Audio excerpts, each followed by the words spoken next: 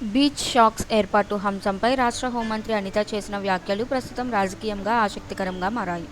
Beach టూరిజాన్ని ప్రోత్సహించాలనే ఉద్దేశంతో ప్రభుత్వం ఈ ప్రాజెక్టును ముందుకు తీసుకెళ్తోందని ఆమె స్పష్టం చేశారు. బీచ్ షాక్స్ ఏర్పాటు అనేది ముఖ్యమంత్రి చంద్రబాబు నాయుడు ఆలోచన అని పేర్కొన్న హోంమంత్రి దీనిని ప్రభుత్వం పైలట్ ప్రాజెక్టుగా అమలు చేస్తోందన్నారు. ప్రస్తుతం ప్రయోగాత్మకంగా కొన్ని ప్రాంతాల్లో బీచ్ షాక్స్ ఏర్పాటు చేస్తున్నామని, ఈ కార్యక్రమం ద్వారా పర్యాటక రంగానికి మరింత ఊతం లభిస్తోందని ప్రభుత్వం భావిస్తోందని తెలిపారు. రాష్ట్రంలో పర్యాటక అవకాశాలను విస్తరించడంతో పాటు స్థానిక యువతకు ఉపాధి అవకాశాలు కల్పించడమే ఈ ప్రాజెక్టు ప్రధాన లక్ష్యమని ఆమె పేర్కొన్నారు. అలాగే ఏ కొత్త ప్రాజెక్టును అమలు చేసే సమయంలో కొన్ని సవాళ్లు సహజమేనని, అందువల్ల ముందుగా ప్రజలు, స్థానికులు సహకరించాలని హోంమంత్రి కోరారు. ప్రాజెక్టు అమలులో ఏవైనా లోపాలు, సమస్యలు లేదా ప్రజలకు ఇబ్బందులు తలెత్తితే వాటిని గుర్తించి తగిన మార్పులు చేసేందుకు ప్రభుత్వం సిద్ధంగా ఉందన్నారు. ముందుగా ప్రాజెక్టు పూర్తి స్థాయిలో అమలులోకి వచ్చిన తర్వాత దాని ఫలితాలను పరిశీలించాలని, ఆ తర్వాత అవసరమైన సూచనలు, అభ్యంతరాలు వ్యక్తం చేయాలని హోంమంత్రి అనిత అభిప్రాయపడ్డారు. బీచ్ టూరిజం అభివృద్ధి ద్వారా రాష్ట్ర ఆర్థిక వ్యవస్థకు కూడా మేలు జరుగుతోందని ప్రభుత్వం ఆశాభావం వ్యక్తం చేస్తోంది. ప్రస్తుతం ఈ వ్యాఖ్యలు రాజకీయ, పర్యాటక వర్గాల్లో చర్చనీయాంశంగా మారాయి. గవర్నమెంట్ ఈ రోజు ఒక పైలట్ ప్రాజెక్ట్ కింద తీసుకోవడానికి ప్రయత్నం చేసింది. ఈ రోజు అది ఎలా ఉంటుంది, ఎలా చేస్తే ఎలా ఉంటుంది. ఇప్పుడు డిఫరెంట్ మన దేశంలోని, మేము పరాయి దేశాల దగ్గర జరుగుతున్న సిచ్యువేషన్స్ గురించి మేము మాట్లాడట్లేదు.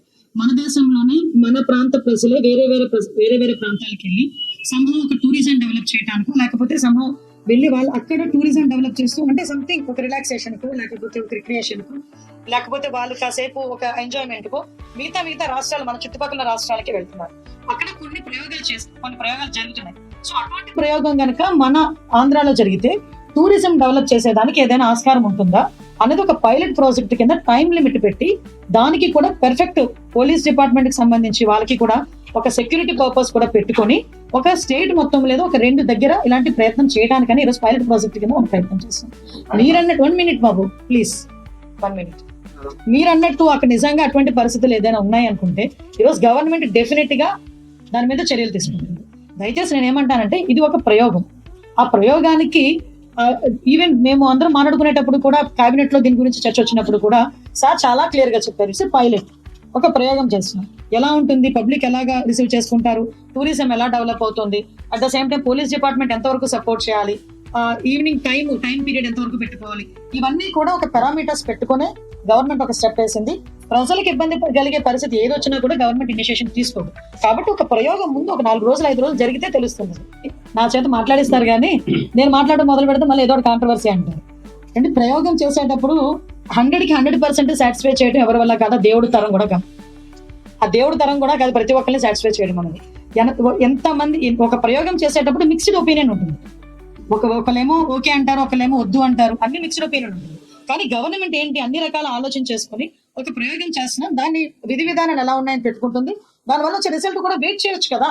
ఇప్పుడు జరిగేది ఏదో జరుగుతుందని ఆలోచించే కన్నా ఇక్కడ కూర్చొని మనం ఏదో దాని మీద మనం ఏది పద్ధతి రాయకూడదు, ఏది పద్ధతి మాట్లాడకూడదు. Just wait and see. నిజంగా అటువంటి పరిస్థితి వస్తాయి కనుక గవర్నమెంట్ వెనక్కి తగ్గడం ఏంటంటే ఆపుతాము అంతే తప్పించి మేము ఎప్పుడు కూడా పబ్లిక్ వ్యతిరేకంగా వెళ్తామని ఎప్పుడు చెప్పలేదు, వెళ్ళం కూడా.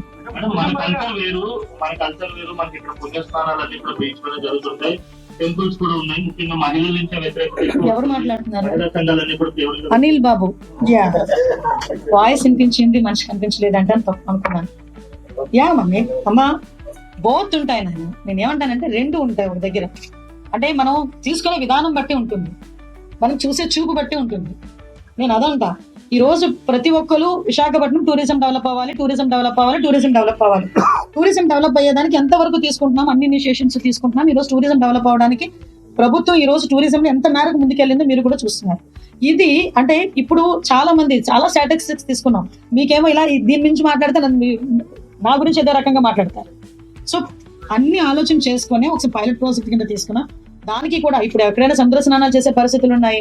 సముద్ర స్నానాలు అంటే దారి పొడుగునా కాదు కదా, కొంత టైం, వాళ్ళకి ఒక ప్లేసెస్, ఇవన్నీ కూడా మీరు చెప్పిన సూచనలు 1 or 2 ఉన్నాయి కదా, వీటిని కూడా ఓవర్కమ్ చేయడానికి ఏం చేయాలని చూసుకుంటాం మేము కూడా. ఓకే, పబ్లిక్ కి ఇబ్బంది రాదు, టూరిజం పెరగాలి, పబ్లిక్ కి ఇబ్బంది రాదు, లా అండ్ ఆర్డర్ ఇష్యూస్ రాకూడదు. ఇవే మా మెయిన్ ప్రయారిటీ. దాని మీద ముందుకెళ్తాం. ముందు సహకరించండి. ముందు సహకరిస్తే తర్వాత ఏం జరుగుతుందని చూడొచ్చు.